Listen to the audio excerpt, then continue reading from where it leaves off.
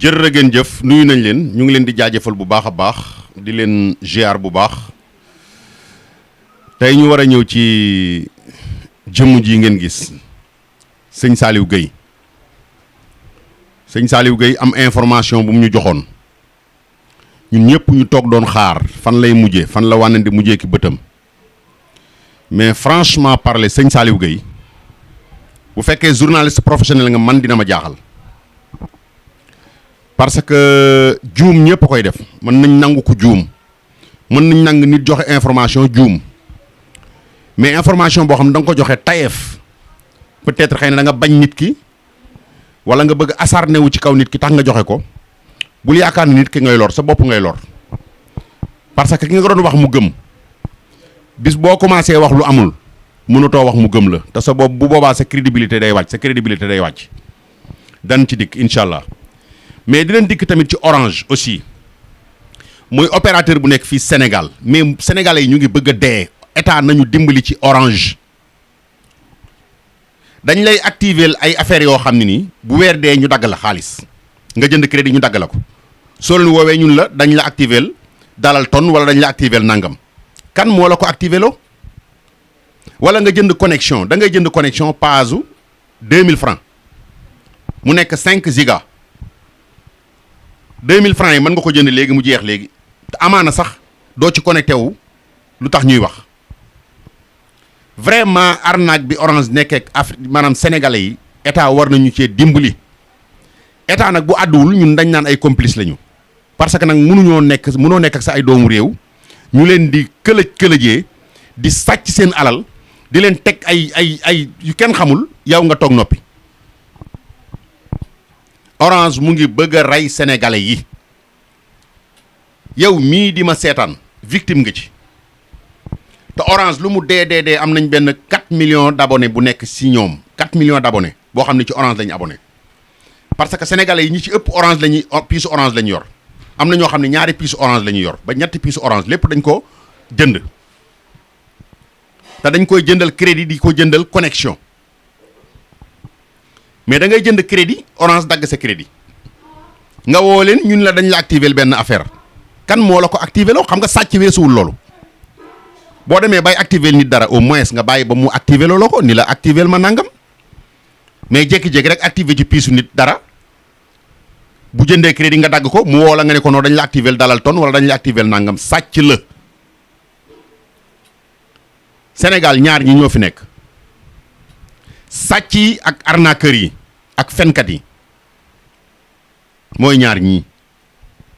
sàcc yi fenkat yi man mënuma comprendre nga nekk opérateur boo xam ne nii ci mbirum téléphonique yaa fi ëpp doole fii Sénégal sénégalais boo gis bu amee téléphone 90% yëpp ci ñoom la ñu abonné wu mais au moins ngeen yërëm nit ñi. boo demee Orange Money frais yi ñu lay dagg moo gën a cher foofu yi la Wave di dagg Wave 5000 bi 50 francs la Orange Money 5000 bi 100 francs la léegi sax day gën a yokk te yow nga ëpp doole foofu ay yeneen réseau yi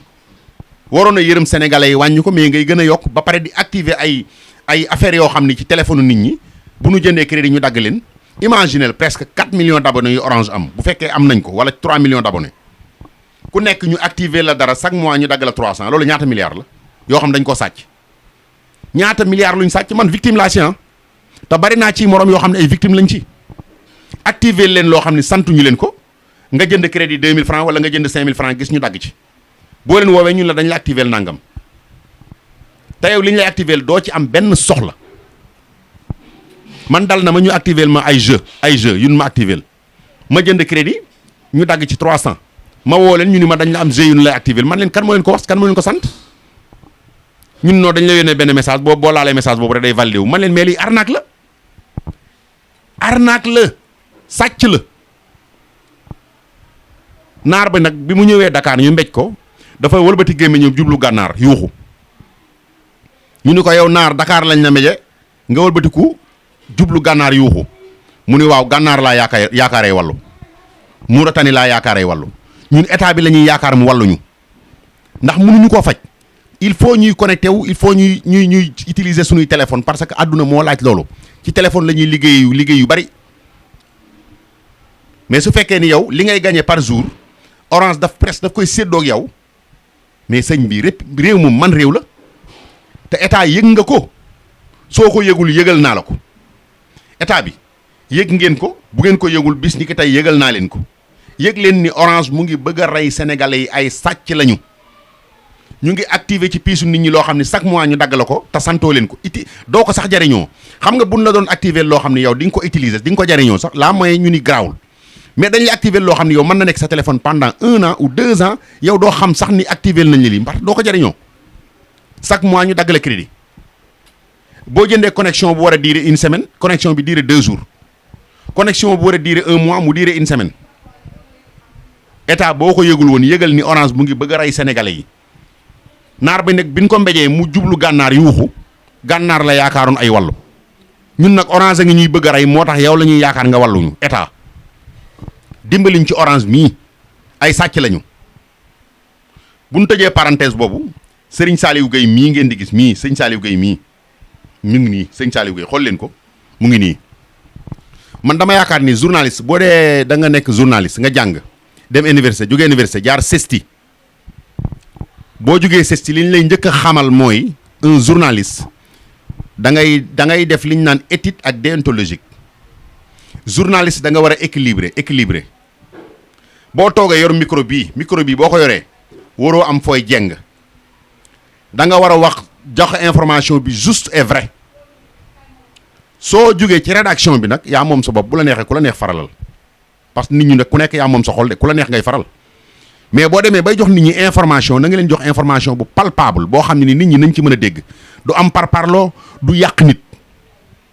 mais lan moo tax yéen ngeen bëgg di yàq nit sëñ Saliou Gueye yow yaa ne woon fii sa wax ji bëgguma ko takk sama site parce que site jàmbur nga ko waxe te bëgguma ñu teg ko ma teg ko ci site bi ñu di am ay avertissement mais ku dugg ci réseau yi di nga ko gis yow yaa ne woon fii Mansour Faye rapport bi ko épinglé mooy ceeb bi nga ko épinglé kilo ceeb bu nekk mu ngi ko jëndee 125 000 francs ñaar fukki junni ak juróom ay sëñ Saliou Gueye kilo ceeb ñaar fukki junni ak juróom sëñ Saliou Gueye wàññil looy wax waa koñ ba boo demee léegi xoolal Mansour Faye seetal nañ ñi mu àndaloon jox nañ ko liberté provisoire te la nga wax ni loola du loola léegi yow looy wax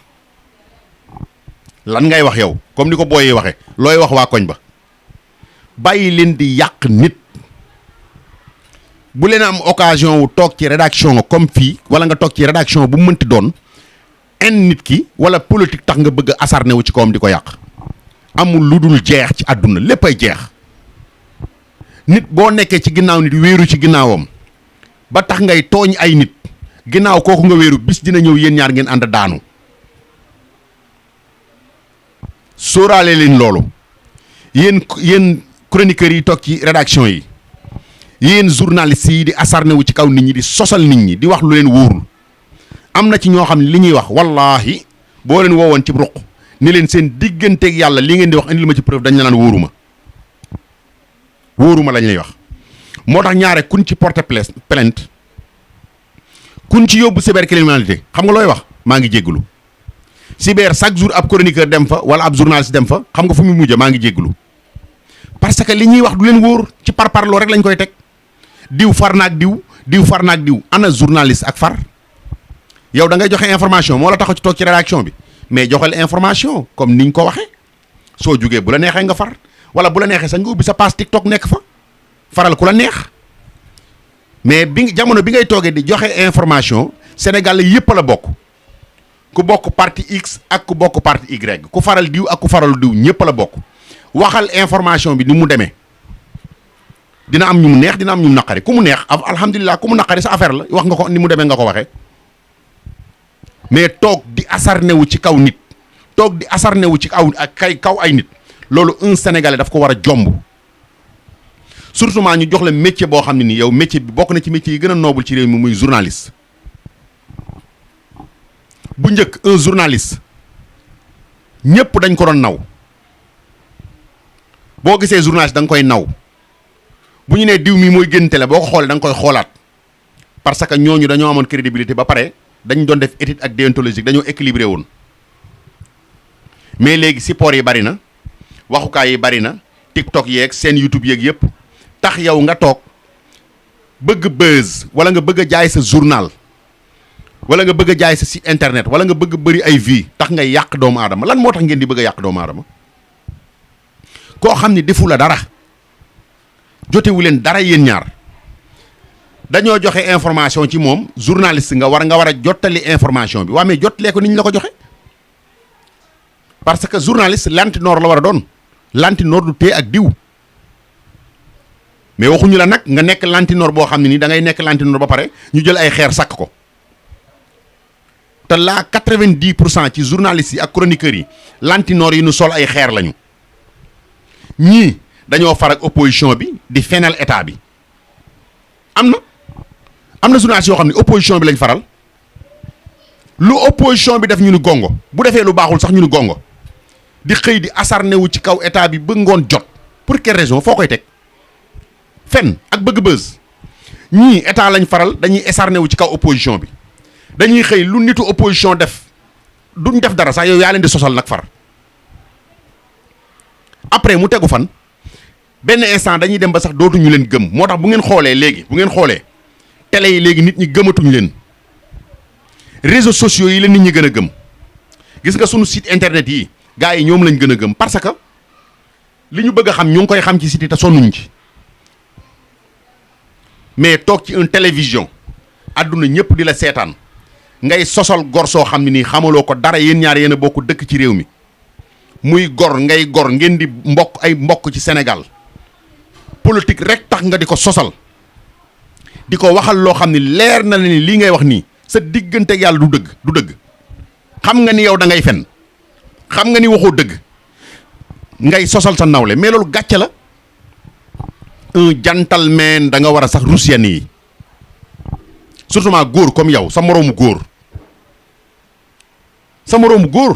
nga toog di ko waxal yenn yi réew mi dafa doy waar dañuy dem ba benn instant sax doo comprendre lan moo xew lan la ban virus moo ñu dugg ban feebar moo ñu dugg ñun bu société yi dee sàcc waxkat yi di fen kañ la ñuy avancer tey fi mu ne nii parloo gi dafa bari ci réew mi ba nga xam ne nii da ngay dem ba doo comprendre yow da ngay jël sa téléphone sax bëgg a seetaan information da ngay am problème mu ban site laay dem seetaan fa information ndax da nga naan bu ma demee site bii nga ni ñooñu opposition bi lañ faral xaaral ma dem bee yow mi équilibré bëgg lu leer nga xam ni sa yoon ci opposition pouvoir information rek nga soxla nga ni xaaral ma dem site bee nga ne non ñooñu état lañ faral kan ngay seetaan te moo fi ama télé yii télé boo ci gis am na kum faral ñii opposition bi lañ far ñii ci état lañ far waa léegi loolu ba kañ un télévision ay journaliste professionnel toog ci ngeen di toog di teppeeku suba ba ngoon jot di teppeeku di sosal gor ñi rek ngeen fi nekk yàq deru gor dong mu ngeen nekk ci dëkk bi yàq deru gor ñi rek ngeen fi nekk xëy di sosal gor da ngay gis koo xam day xëy sëgg ci deru Ousmane Sonko bi suba ba ngoon jot li muy wax dara du ko ci leer day fen rek nga gis ko xëy sëgg ci deru Macky Sall bi suba ba ngoon li muy wax dara du ko ci leer day fen rek li mu ciy bëgg mooy moom na am buzz képp wala nga xëy sëgg ci deru beneen sa nawle wala nga gis koo xam day dem ba àgg ci sax di xas ay xeet Ngoone Saliou bërki dem boo njaay la toog xas fi xeetu lëmm Ngoone Saliou bërki démb la fi toog xas xeetu lëmm ay pël anam mu nga këram toog jàpp njàmburam kenn wax ko dara kooku bu fekkoon dañ ko jàpp tàllal nu noram ba mu ni ñaay bu ëllëgee du ko wax mais wax na ko ba pare ci la gën a bëree ay vie bu subaa bu koy waxaat du ko tey bu subaa bu ko neexee xas séeréer yi wala mu xas joolaa yi wala njaago yi léegi réew mi nii rek lañ koy bàyyi un journaliste professionnel toog ci ab rédaction ñu xaar nga joxe information bu juste et vrai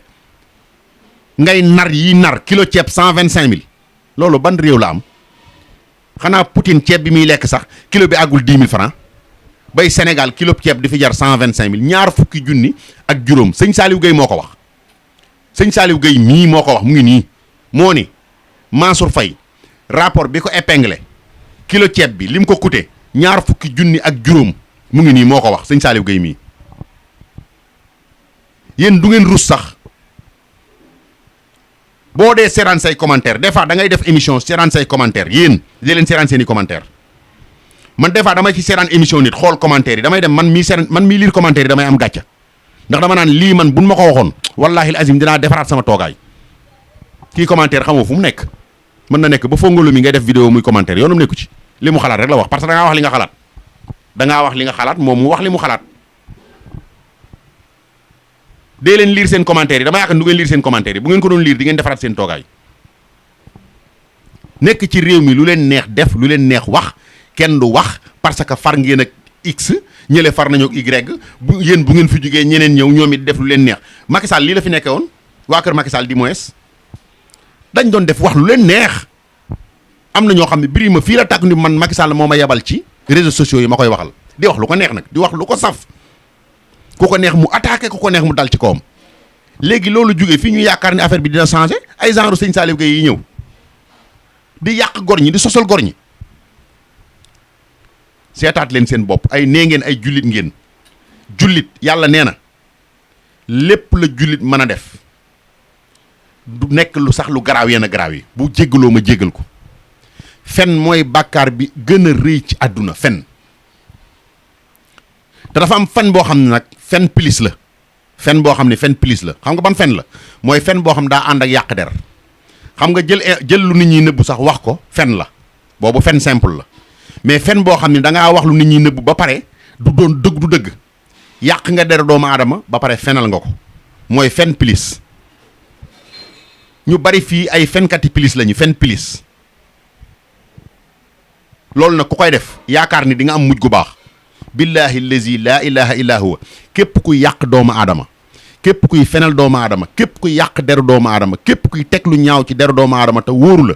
bala ngaa dee yàlla dina la ko wan fii ci àdduna te boo dee yàlla duma la kenn mënu ci dara